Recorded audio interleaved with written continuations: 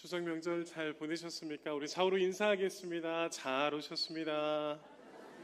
다시 한번 반갑게 인사하겠습니다. 잘 오셨습니다. 네, 우리 사랑하는 성도 여러분, 혹시 찬양 좋아하십니까? 네, 찬양 좋아하시죠? 우리가 신앙생활을 하며 기도도 열심히 하고요, 예배도 너무 열심히 하고요, 말씀 보는 것도 우리가 너무나 잘 하고 있지만, 우리가 신앙생활 가운데 가장 많이 하는 것 중에 하나를 뽑으라고 하면 그것은 아마 찬양일 것입니다. 이 찬양은 믿는 사람이 아니라 믿지 않는 사람들도 좋아한다고 해요. 찬양을 들으면 마음이 편안해지고 또 마음이 행복해지고 무엇인가 가득 차는 것 같아서 괜히 찬양을 듣고 있으면 기분이 좋아지는 듯한 그런 마음과 생각이 든다고 합니다. 저는 오늘 이 질문을 우리 성도님들께 조금 다르게 한번 드려보려고 합니다. 우리 사랑하는 성도 여러분들, 언제 찬양하십니까? 그리고 어떻게 찬양하십니까? 그리고 마지막 질문입니다. 왜 찬양하십니까? 찬양은 참 우리 안에 가까이 있는 신앙의 표현인데요. 그런데 이 찬양을 언제, 어떻게, 왜 찬양하는지에 대한 질문을 여러분들에게 한번 던져드리고 싶습니다. 우리가 드리는 찬양에는 반드시 이유가 있습니다. 또한 이유가 있어야 합니다. 우리 사랑하는 성도님들은 그 찬양의 이유를 찾으셨습니까? 내가 기분이 좋을 때, 좋은 일이 생겼을 때, 아니면 예배 가운데 수많은 상황들 속에서 우리 성도님들은 찬양하고 계실 것입니다. 그런데 분명한 이유와 목적을 가지고 하나님의 백성들은 찬양을 해야 합니다. 오늘 제가 설교 본문을 찬양의 이유를 찾다라고 제목을 지어봤습니다. 우리가 하나님 앞에 수도 없이 고백하는 이 찬양의 의미를 알고 그리고 이유를 알아서 우리가 하나님 앞에 드리는 찬양이 온전히 하나님 앞에 영광이 되고 기쁨이 되는 우리의 고백이 되기를 간절히 축복합니다. 오늘 본문 사무엘하 22장인데요. 오늘 본문을 저희가 47절부터 51절까지 읽었지만 사무엘하 22장 전체적으로 제가 오늘 설교를 드리려고 합니다. 오늘 본문 사무엘하 22장의 주인공은 다윗입니다. 다윗의 이야기를 나타내고 있습니다. 다윗은 자신을 모든 원수와 적들에게서 구원하시고 승리를 주시는 여호와 하나님을 오늘 사무엘하 22장을 통해서 찬양하고 있습니다. 다윗에게 하나님은 구원의 하나님이셨고 은혜의 하나님이셨습니다. 다윗의 찬양의 고백을 보면 생각과 상상이 아니었습니다. 다른 사람들의 이야기도 아니었습니다. 자신의 삶에 나타난 하나님과의 깊은 교제였고 수많은 경험에서 나타낸 진실된 고백이었습니다.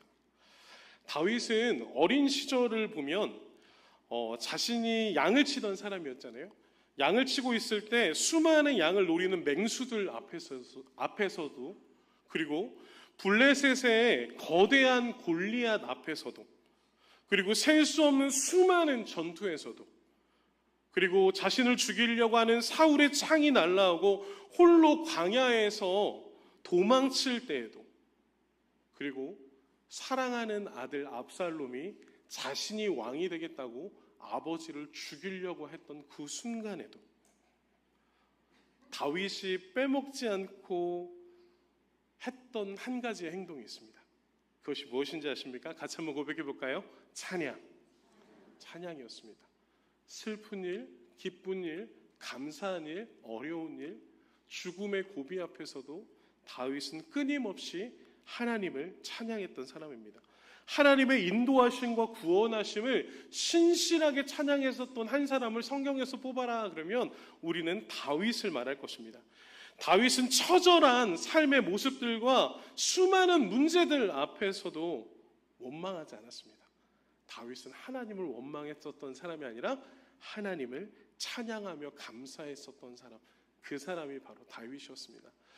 이 다윗이 그러한 삶을 어떻게 살았느냐라는 증거가 나타나져 있어요. 그것이 무엇이냐면 시편입니다. 시편이 엄청 길죠. 시편이 전체의 성경에서 보면 시편 한 것만 보면 150편의 장을 이루고 있어요.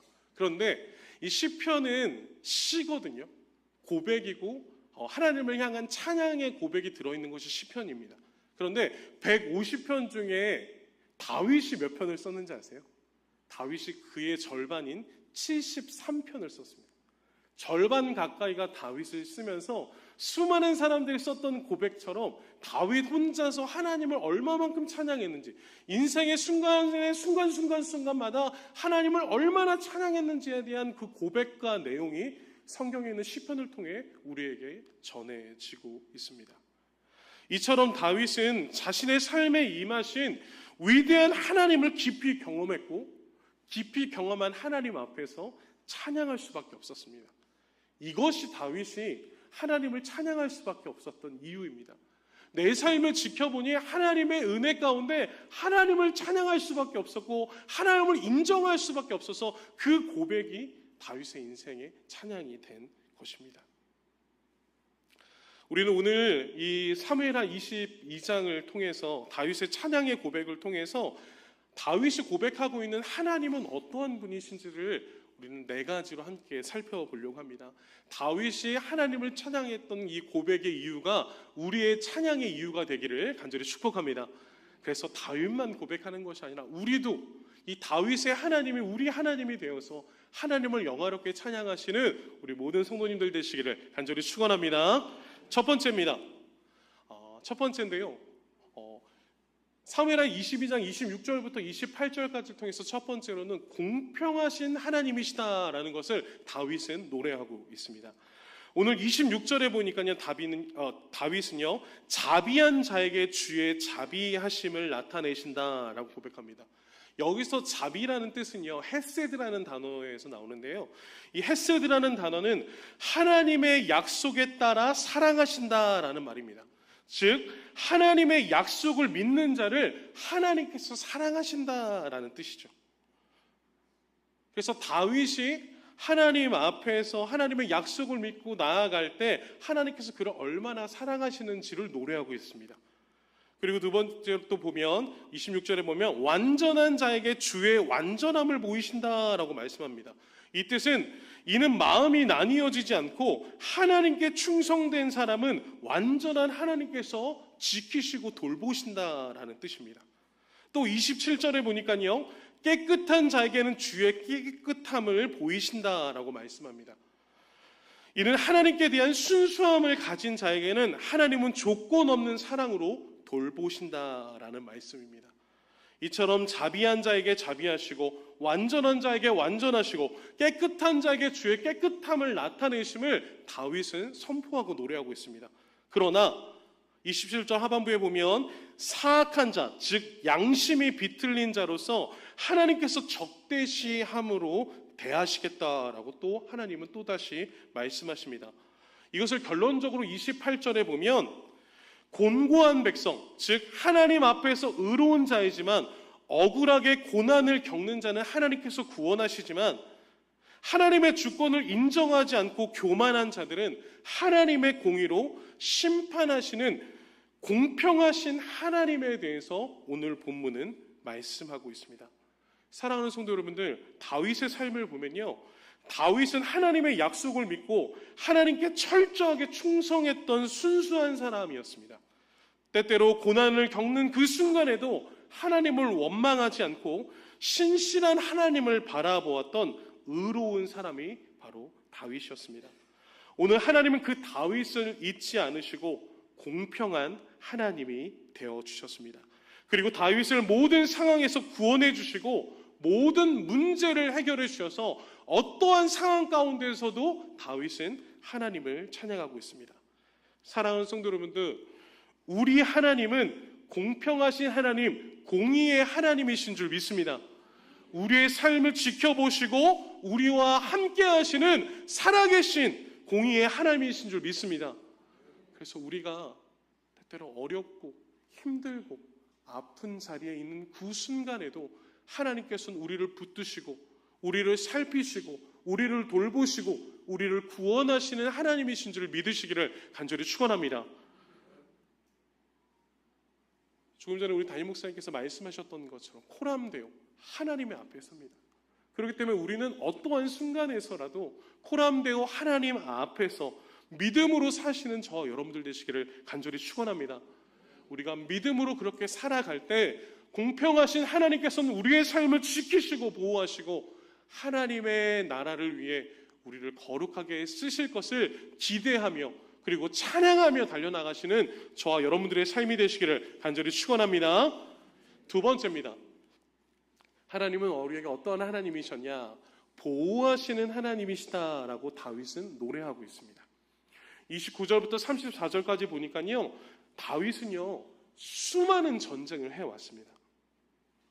적들이 어디서 쳐들어올지 모르는 암흑과도 같은 상황을 다윗은 끊임없이 경험했습니다.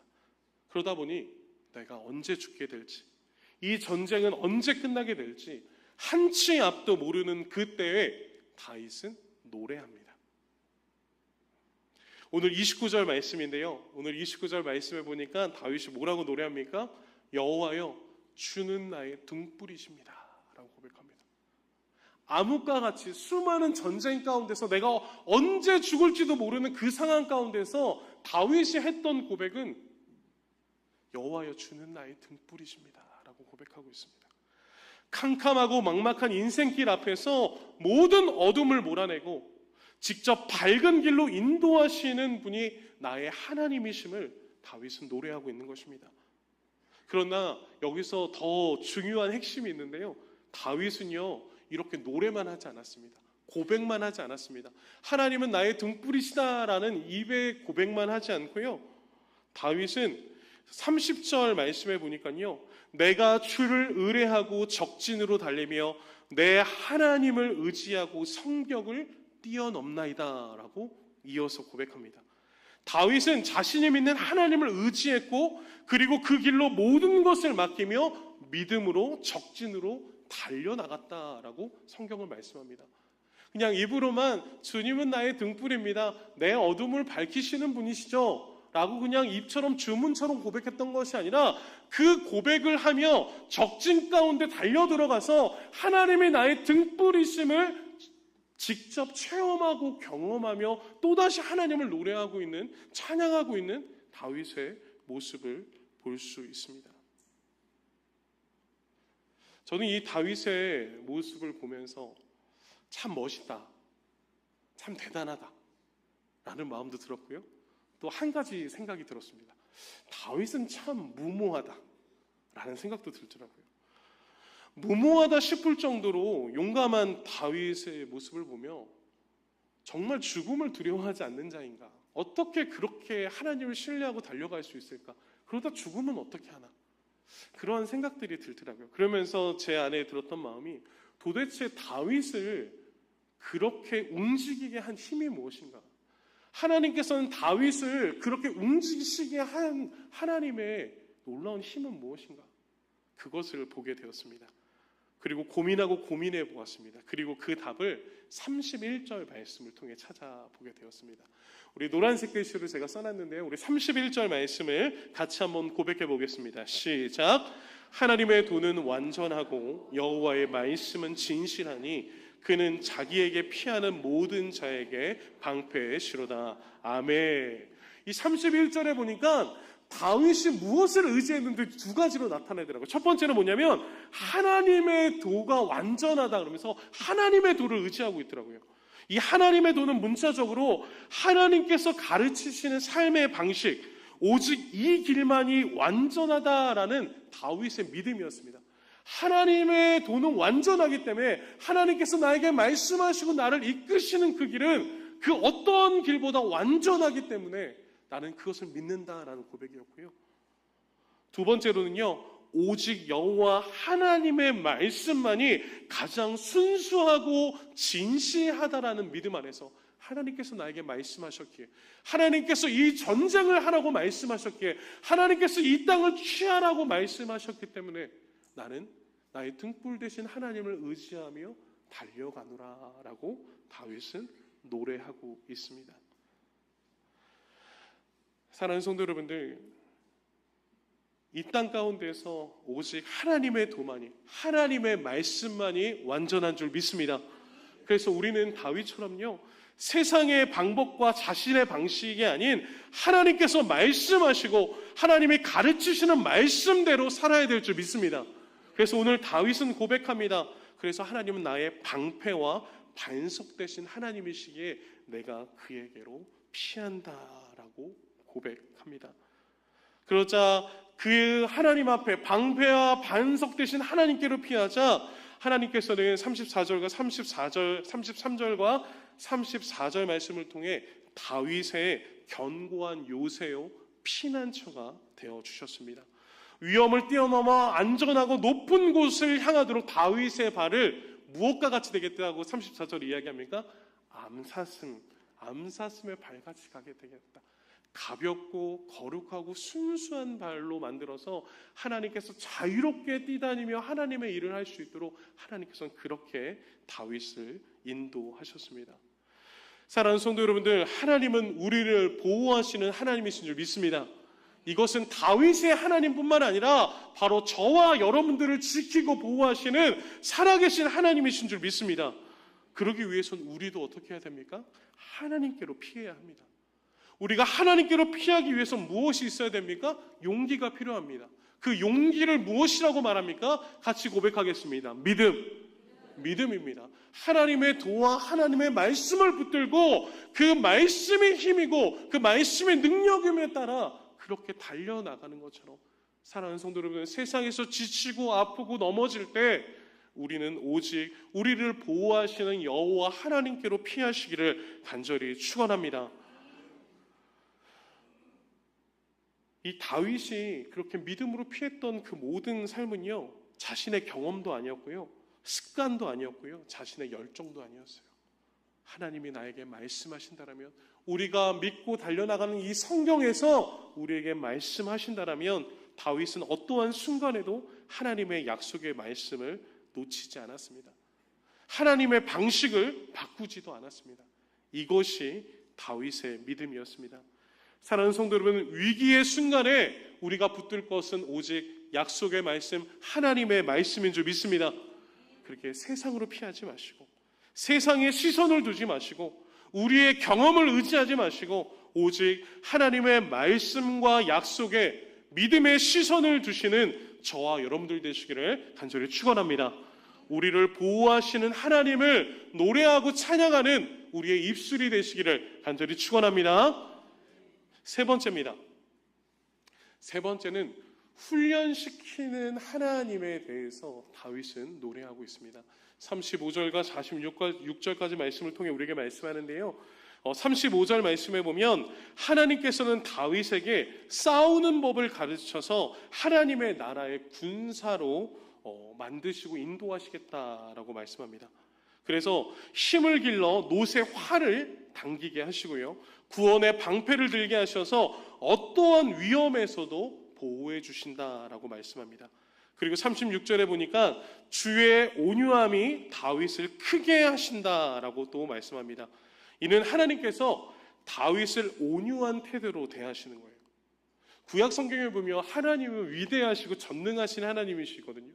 그리고 때때로 그 하나님이 너무 무섭기도 한데, 오늘 다윗의 하나님은 다윗에게 어떤 하나님이 되어주셨어요? 온유한 하나님이 되어주셨어요.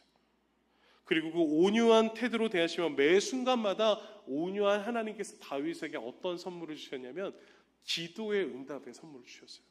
다윗의 수많은 전투와 어려움과 아픔 가운데서도 하나님을 바라보며 기도하며 하나님을 찬양하기 시작할 때 하나님께서는 다윗의 인생에 응답하여 주시고 그 길을 책임져 주셨습니다.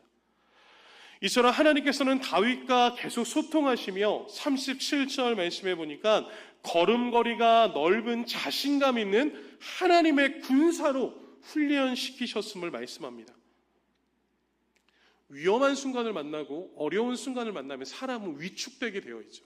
사람이 위축되면 어떡합니까? 발걸음이 틀려집니다. 어디로 가야 될지를 모르고 나는 어디로 가야 될까 갈팡질팡하며 내 걸음걸이가 자연스럽지 않고 불안에 떨고 있죠. 그런데 오늘 하나님께서 다윗을 훈련시키셔서 그 걸음걸이를 어떻게 하십니까? 그 걸음걸이가 넓은 자신감 있도록 하나님께서 동행하심을 그래서 하나님과 동행하신 가운데 하나님이 사용하시는 군사로 훈련시키고 계심을 오늘 성경은 말씀하고 있습니다. 세상에서 미끄러지고 쓰러지지 않도록 하나님께서는 다윗을 훈련시키셨습니다. 우리는 여기서 한 가지 질문을 던져봐야 합니다. 하나님께서는 왜 다윗을 훈련시키셨을까요? 다윗을 어떻게 사용하시려고 훈련시키셨을까요? 다윗의 성공을 위해 훈련시키셨을까요? 아니면 다윗의 편안함을 위해서 그냥 행복하게 살라고 다윗을 훈련시키셨을까요? 성경은 그렇게 말하지 않습니다. 성경은 하나님께서 왜 이렇게 철저하게 다윗을 훈련시키셨는지, 때때로 역경과 고난과 아픔과 슬픔 속에서도 하나님을 의지하며 하나님의 군사를 훈련시키셨는지에 대한 이유를 오늘 44절 말씀을 통해 우리에게 말씀합니다. 우리 44절 말씀 함께 고백해 보도록 하겠습니다. 함께 고백합니다. 시작. 주께서 또 나를 내 백성의 다툼에서 건지시고 나를 보전하사 모든 민족의 으뜸으로 삼으셨으니 내가 알지 못하는 백성이 나를 섬기리이다. 아멘. 하나님께서는 훈련된 다윗을 통해 수많은 적들과 원수들을 무찔러 주시고 이방 사람들을 다윗의 발 앞에 복종시키셨습니다. 왜요? 하나님을 위해서요. 하나님이 얼마나 위대하시고 하나님이 이 땅의 창조자이시며 이 땅의 모든 인류를 책임지시는 자이다라는 것을 선포하시기 위해서 누구를 사용하신 거예요? 다윗을 사용하신 거예요. 다윗을 위대하게 만드신 거예요. 그래서 다윗이 행복하고 편안하게 살아라라고 하나님께서 말씀하신 것이 아니라 다윗 인생을 통해 하나님께서 영광 받으시기를 원하셨습니다. 그래서 하나님은 다윗의 인생에 개입하셨고 양을 치는 하찮은 사람이었던 가장 낮은 곳에 있었던 다윗은 하나님의 인도하심과 하나님의 영광을 위해서 가장 높은 자리에 앉게 되었습니다. 모든 열방이 다윗에게 나와 굴복하고 다윗을 섬기게 되었습니다. 이는 다윗과 함께 하시는 하나님의 영광과 위대함이 온 세상에 전하기를 원하는 하나님의 계획이었고 하나님의 뜻이었습니다. 하나님은 하나님의 영광을 위해 다윗을 준비하셨고 사용하셨다는 것입니다. 사랑하는 성도 여러분, 다윗의 인생을 바라보십시오. 다윗의 인생을 역전시켰던 분 누구입니까? 바로 여호와 하나님인 줄 믿습니다. 여러분들, 세상 사람들은 인생 역전이라고 말하면 무엇을 외치죠? 로또를 외칩니다. 사랑하는 성도 여러분, 저와 여러분들의 인생의 역전 오직 예수 그리스도 살아계신 하나님인 줄 믿습니다. 우리가 그분을 만나서 우리의 인생이 역전된 줄 믿습니다. 가장 낮은 곳에서 죽을 수밖에 없는 우리들을 하나님의 자녀라고 하는 가장 고귀하고 가장 중요한 하나님의 백성의 신분으로 바꿔주신 줄 믿습니다. 이렇게 하나님께서 다윗을 필요하셔서 다윗을 하나님의 자녀 삼아주셨고 하나님의 백성 삼아주셨고 온 나라의 가장 위대한 왕으로 세워주셨습니다. 그래서 다윗은 오늘 나를 훈련시키시는 그 하나님을 뭐하고 있는 거죠? 같이 고백해 볼까요? 찬양하고 있습니다. 그 찬양을 통해 하나님의 위대하심을, 하나님의 영광을 나타내고 있습니다. 사랑하는 성도 여러분, 우리의 인생이 하나님이 개입하시면 우리의 모든 실패가 성공으로 바뀌게 될 줄 믿습니다. 우리의 모든 아픔이 기쁨으로 바뀌게 될 줄 믿습니다. 그리고 우리의 모든 연약함이 하나님의 강함으로 바뀌게 될 줄 믿습니다. 이처럼 오늘 다윗에게 임한 하나님의 은혜와 역사는 너무나 놀라웠습니다. 너무나 컸습니다. 공평하신 하나님, 보호하시는 하나님, 훈련시키시는 그 하나님의 놀라운 은혜와 역사가 다윗의 삶을 사로잡고 있기에 이제 이 은혜를 누리고 있는 다윗이 꼭 했어야 되는 행동이 있습니다.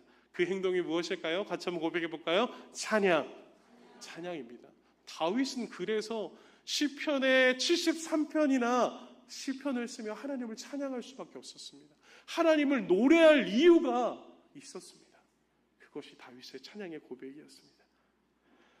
그래서 오늘 마지막 네 번째로 보면 우리 마지막 네 번째를 같이 한번 고백해 보겠습니다. 시작. 찬양의 이유가 되시는 하나님. 다시 한번 고백해 보겠습니다. 시작. 찬양의 이유가 되시는 하나님. 그래서 다윗의 인생을 보면 찬양을 빼어놓을 수 없었습니다.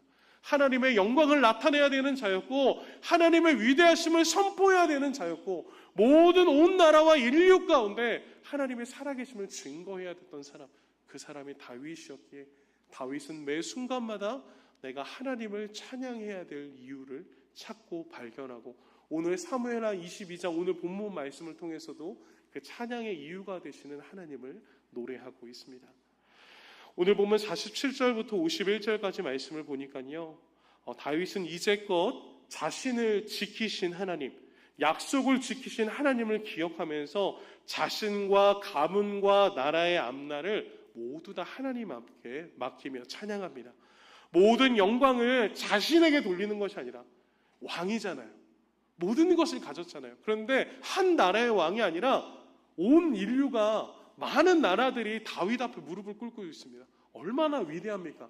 그러나 그 위대함 가운데 다윗이 하는 행동은 그 영광을 자신에게 돌리지 않고 하나님 앞에 돌리고 있습니다. 나와 함께 하시는 하나님 앞에 모든 영광을 올려드리며 모든 사람들이 볼 때 다윗을 찬양하는 것이 아니라 다윗과 함께하는 하나님을 찬양하게 되는 것입니다. 그래서 오늘 본문에 보면 다윗은 이렇게 고백합니다. 47절 말씀에 보니까 여호와의 사심은 이라고 이야기하며 여호와의 사심을 두고 내가 나의 반석을 찬송한다라고 하는데 이 여호와의 사심이라는 뜻은 하나님은 살아계시다라는 뜻입니다. 다윗은 자신과 언제나 함께하신 하나님의 주권과 살아계심을 영원토록 찬양하며 증거하고 있는 다윗의 고백을 우리는 볼 수 있습니다.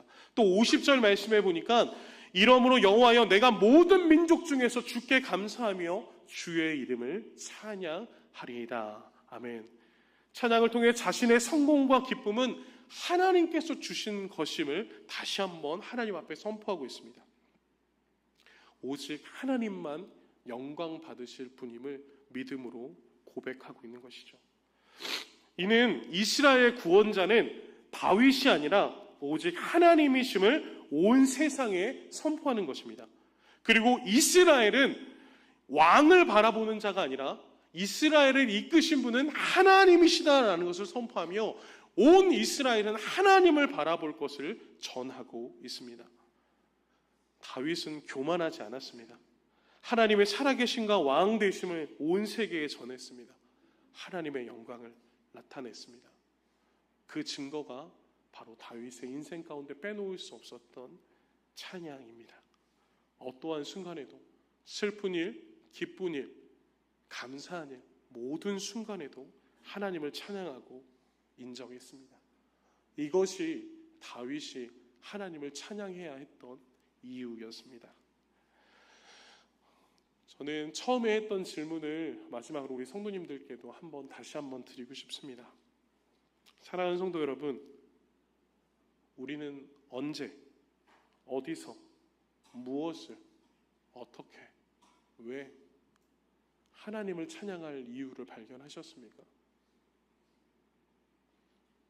하나님을 찬양할 이유를 찾으셨습니까? 찬양은 힐렐이라고 하는 히브리어 어원에서 나온 말입니다. 그래서 이 힐렐이라는 단어의 뜻은요, 높이다, 인정하다라는 의미입니다. 영어로는 찬양을 또다시 뭐라고 이야기하냐면 서비스라고 이야기합니다. 우리가 서비스업 하죠. 서비스는 누가 만족할 때까지? 고객이 만족할 때까지. 우리의 예배를 받으시는 분은 누구이십니까? 살아계신 하나님인 줄 믿습니다. 우리의 예배를 누가 받으시는 거예요? 하나님이 받으시는 거예요. 하나님께서 기뻐 받으실 수 있도록 우리가 하나님을 높이며 인정하며 하나님 앞에 뭐 하는 거예요? 서비스하는 거예요. 그게 찬양이래요. 그러다 보니까 찬양이 편할까요? 힘들까요? 힘들어야 정상이에요. 우리가 하나님 앞에 드리는 예배는 힘드셔야 돼요. 우리 성도님들 힘들게 하나님 예배하셔야 돼요. 왜요? 서비스는 힘든 거잖아요. 그 고객을 만족시키는 거잖아요. 예배는 나의 편안함이 아니라 하나님의 기쁨이 되어야 되는 줄 믿습니다. 그래서 우리의 입술을 통해 굳이 뭐 이렇게 해, 이렇게 한다고 뭐가 달라지겠어? 아니요.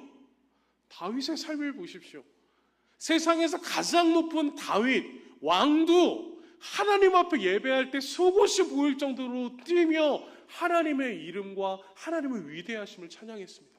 그렇게 서비스했습니다. 그렇게 하나님을 높였습니다. 나에게 나타내신 하나님의 위대하심을 그렇게 증거하고 세상 가운데서 선포했습니다.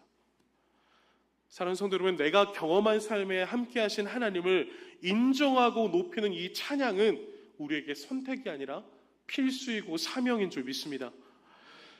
어쩔 수 없어서, 누가 시켜서, 의무적으로, 그냥 내 기분이 좋아서, 감정적으로 그냥 예배 시간이니까 찬양하는 것이 아니라 내 삶 속에 역사하시는 하나님의 놀라운 은혜에 견딜 수 없어서 감사로 고백하고 찬양하시는 저와 여러분들 되시기를 간절히 축원합니다. 사랑하는 성도 여러분, 다윗의 삶에 왜 실패가 없었겠습니까? 다윗의 삶에 왜 아픔이 없었겠습니까? 다윗의 삶에 왜 슬픔이 없었겠습니까? 전 다윗보다 슬픈 사람은 없을 거라고 생각해요. 자신의 아들이 왕이 되겠다고, 아버지를 죽이겠다고 하는데 그거만큼 처참한 인생이 어디 있습니까? 내가 왕이 되겠다고 한 것도 아닌데 갑자기 사무엘 선지자가 나타나서 머리에 얹고 기름을 붓자 많은 사람들이 다윗을 죽이겠다고 쳐들어오고 40년간 도망자의 인생을 살아가며 그렇게 왕이 되었고 수많은 전쟁을 치렀던 다윗, 자신의 의지는 하나도 없었습니다. 그런데 그 많은 아픔과 힘든 순간에도 다윗은 상황 보지 않고 신실하게 하나님 바라보며 여기까지 달려왔습니다. 그리고 지금 현재 그 자리에서 오늘도 원망하지 않고 감사로 찬양을 드리고 있는 다윗의 모습을 볼 수 있습니다. 사랑하는 성도 여러분들, 결론입니다. 우리가 하나님을 찬양하기 위해서 우리는 이 질문을 우리에게 던져봐야 될 것 같습니다. 우리 같이 한번 고백해 보겠습니다. 시작. 다시 한번 고백해 보겠습니다. 시작. 이제 다윗의 하나님이 아니고요, 여러분들에게 하나님은 어떤 분이십니까? 하나님을 왜 찬양하셔야 됩니까? 우리는 종종 하나님께서 나에게 무엇을 해주셨나 생각하게 됩니다. 찾게 됩니다. 하나님 나에게 고통만 주셨는데 내가 찬양할 이유가 없네. 나에게 이렇게 아픔만 주셨는데 감사할 제목이 없네. 맞아요. 힘들 수 있어요. 아플 수 있어요. 그런데 제가 우리 성도님들의 삶을 다 모르니까 제가 어떻게 성도님들의 삶을 다 이해할 수 있겠습니까? 그런데 오늘 이 성경을 통해 우리에게 분명한 주시는 한 가지의 감사의 제목이 있더라고요. 우리가 잊지 말아야 될 한 가지가 있습니다. 그것은 바로 무엇이냐면, 같이 한번 고백해 보겠습니다. 예수 그리스도. 하나님은 자신의 백성들을 구원하시길 원하시며 모든 것을 내어주셨습니다. 그분이 바로 예수 그리스도입니다. 하나님을 보지 못하고 죽을 수밖에 없는 죄의 길에 서 있는 자들을 돌이키시기 위해 하나님은 독생자 아들 예수 그리스도를 십자가에서 죽이시면서까지 저와 여러분들을 구원해 주신 줄 믿습니다. 그 십자가에서 죽으시고 부활하신 예수 그리스도를 믿는 자는 영원히 죽지 않고 하나님의 나라의 백성이 되는 줄 믿습니다. 저와 여러분들이 그 은혜 가운데 있는 특별한 하나님의 자녀인 줄 믿습니다. 우리는 이 한 가지의 이유만으로도 하나님을 찬양해야 될 이유가 있습니다. 어떠한 고통과 아픔과 슬픔과 상황 속에서도 우리에게 변하지 않는 한 가지는 하나님께서 저와 여러분들을 예수 그리스도를 통해 구원해 주신 줄 믿습니다. 우리는 이 은혜를 가지고 살아가셔야 됩니다. 어떠한 순간에도 이 진리는 변하지 않습니다. 세상이 아무리 빠르게 변화가는 그 순간에도 이 성경의 역사는 단 한 번도 변하지 않았습니다. 이것만으로도 하나님은 우리의 찬양의 이유가 되신 줄 믿습니다. 사랑하는 성도 여러분들, 찬양의 이유를 찾으셨습니까? 바로 예수 그리스도입니다. 예수 그리스도를 생각할 때마다, 하나님의 사랑을 생각할 때마다 우리 살아계신 하나님을 찬양하시는 저와 여러분들 되시기를 간절히 축원합니다.